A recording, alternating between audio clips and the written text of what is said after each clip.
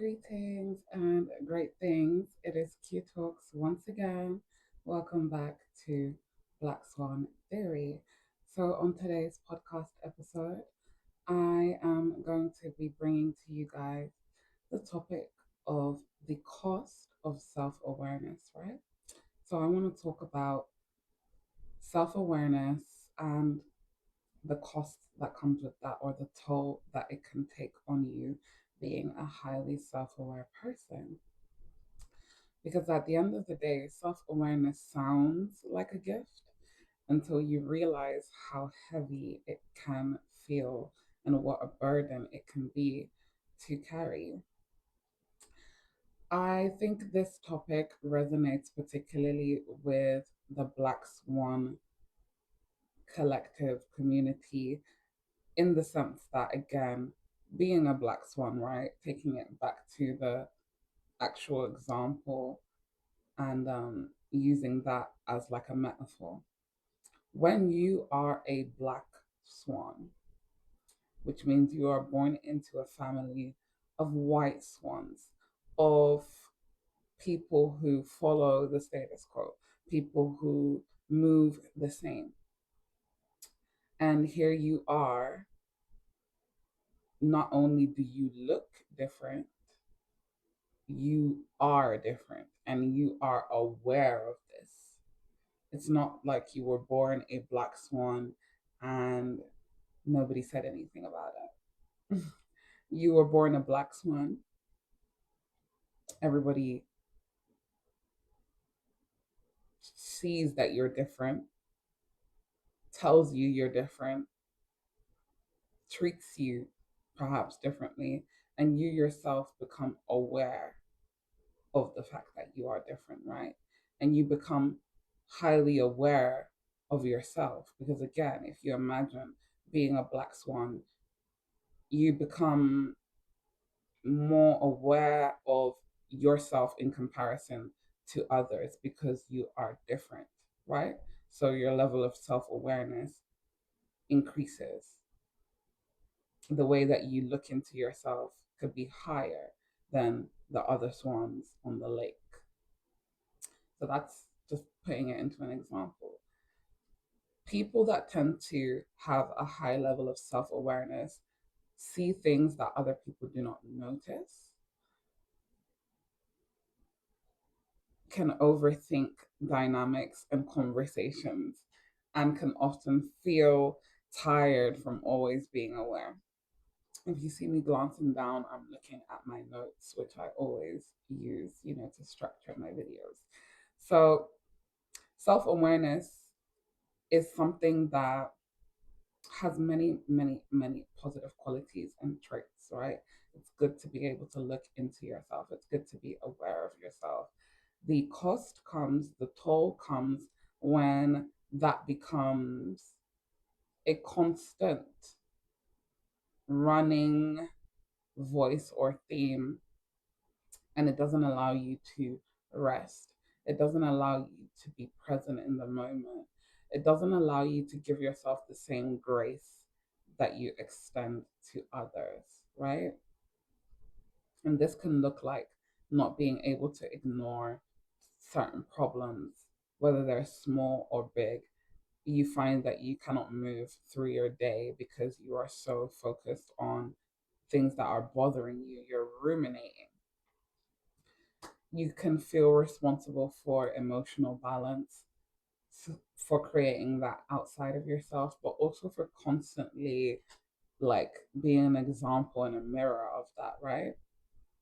Which is unsustainable because emotions fluctuate. Of course, we do our best to balance how we feel, but at the end of the day, trying to control and contain our emotions as a form of balance is, again, where things can, you know, start to go down a slippery slope. Another way that you can identify this self awareness that is starting to take a toll is struggling to switch off mentally. and feeling different in conversations or relationships. Now, the struggling to switch off mentally, put your hands up or comment if you can relate to that, because I think so many of us can relate to that. And I know that that is something that I dealt with a lot and still find myself dealing with at times now. This tends to happen. So, why does this self awareness happen? Why does this switch of looking in happen? And why do some of us seem to exercise this so much more, even too much, maybe in comparison to others? So, this often begins when you have to adapt early on in life, right? When you have to learn to read your environment for safety so that you can understand what's happening around you. This awareness starts to become a habit. It's not a choice. It's just the way that you start to process your thoughts and your feelings in relations to the outside world, because you're constantly trying to understand what is happening and how it relates to you, the cause and effect. If you are, responsible in any way, shape, or form for what is happening outside of you, which usually as a child you weren't, but you would have felt like you were, perhaps. And this is where the self awareness comes in, sometimes a little too early in life. It's not that you became self aware for no reason. This happened as a form of survival. And it's kind of linked to the previous topic, which is, when you grow old, when you outgrow yourself too quickly. Because, again, this is something I have mentioned before. I think children, when you're a child, it's good to have a sense of self, but it's unhealthy to be overly aware of yourself, because as a child, this can only lead you to start to overthink certain things. And because you are too young to make sense of life, the conclusions that you come to in your mind can be detrimental, because these can lay a foundation that can become very difficult to shift as you grow older. Trust me, I know. So, for me, this awareness is something that I had and still have, right? But I can remember, especially being younger, how much this impacted me in school, because I was constantly thinking and thinking about my thoughts and overthinking. And it was extremely draining, right? It was extremely draining to feel like the things that I was noticing, the things that I was aware of, my peers, people my age, had no regard for these things, didn't have the awareness, didn't have the observational skills. And therefore, I started to develop an internal world that was difficult to relay to my external environment. This went on in secondary school, in college, and even in some of my earlier adult years, where work was concerned, relationships, because I'm always analyzing myself, always thinking what I'm doing, what I'm saying, how it's impacting in my environment. But the problem with that is you are not being in the moment, right? I wasn't allowing myself to actually be. I was constantly surveillancing myself.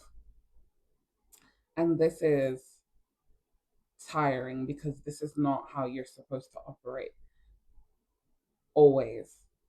Sometimes in life, you just have to live, you just have to do, you just have to be. And you can think about it after, you can reflect on it after, because that is part of being in the experience. When in every experience, you end up having and creating your own experience up here that draws you away and out of what you are in, and it puts you up here. It makes it difficult to, like I said, not overly observe things and overly think about things that other people would disregard. It takes a lot of mental energy to constantly be turning over thoughts up here, right?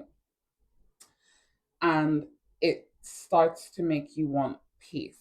You start to crave a sense of peace, a sense of calm. I remember when I first started therapy when I was in secondary school, when I was quite young. One of the main things that I remember saying was just that my thoughts would not stop. And I almost felt like I was harassing myself because I just could not allow myself to rest and relax, to stop thinking.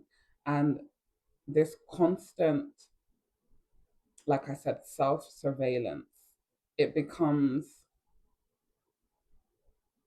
it becomes extremely draining, and it becomes counteractive to life, because again, you cannot live like that.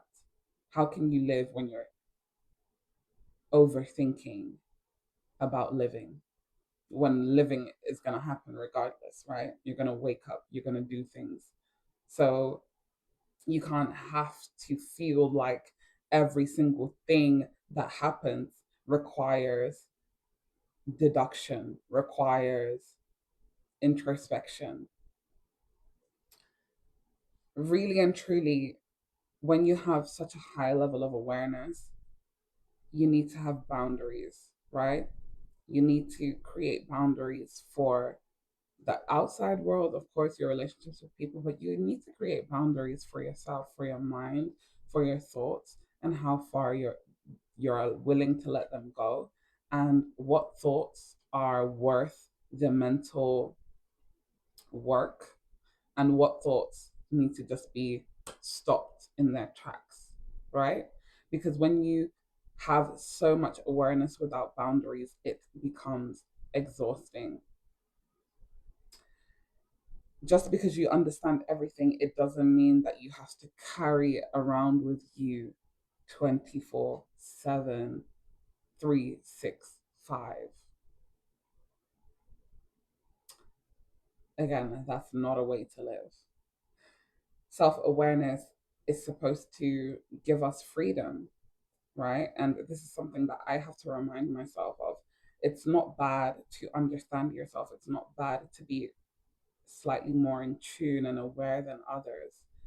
What's bad is when this becomes a prison that you create for yourself, when this doesn't allow you to empower yourself to be free and to make choices that will ultimately make you happier and give you less to think about. When this self awareness becomes a pressure and it becomes a duty and an obligation, and you start to pile on more and more and more and more, this is not healthy. This is not conducive to a sense of freedom and well being. That is the same as you trapping yourself. That's why they say the saying, ignorance is bliss. Because what you don't know, it doesn't affect you. What you don't consider, you don't contemplate. It's 11:11 as I'm saying this. What you don't know, you don't care about, right? So when you think you know everything and you think you need to know everything, you have no bliss. Where can bliss exist when there is constant noise, right? That's why they say ignorance is bliss, because sometimes less is more, especially where thinking and being critical of the self is concerned. Not everything that you notice needs to be fixed.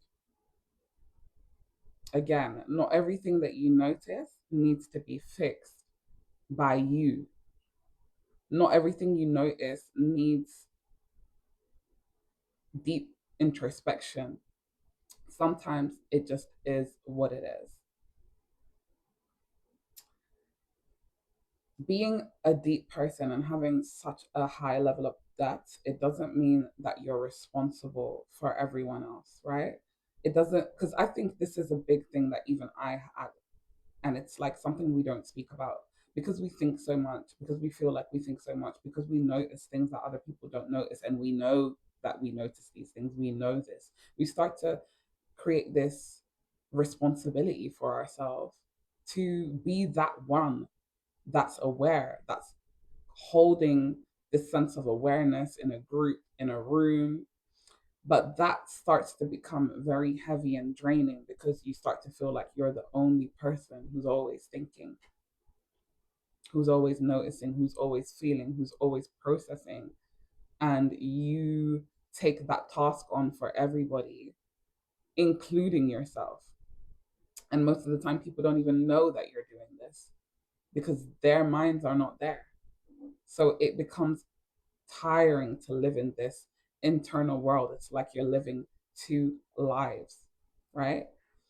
At the end of the day, I want to say to you, my beautiful, beautiful Black Swan, if you feel tired from being aware all of the time, you're not broken.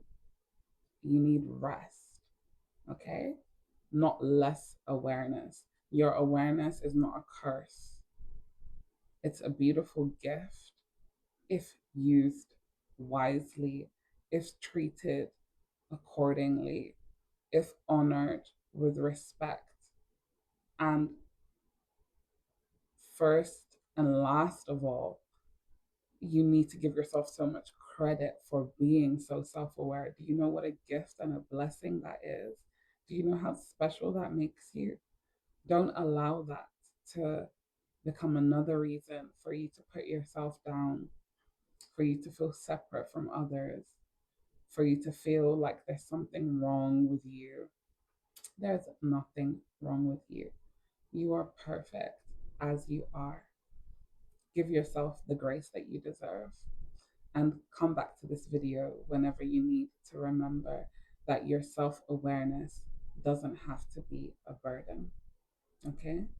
I love you guys so much. Let me know if you relate to this topic. Let me know if this is something you struggle with, because I'm still struggling with this on a day to day basis.